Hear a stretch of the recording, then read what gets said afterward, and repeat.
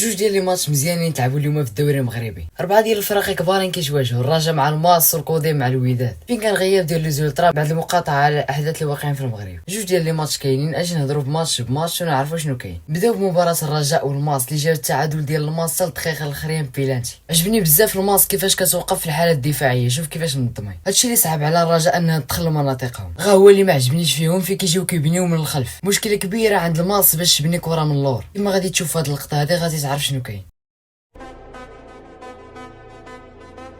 لدرجه ان الكره مابقاتش كتلعب لتحت.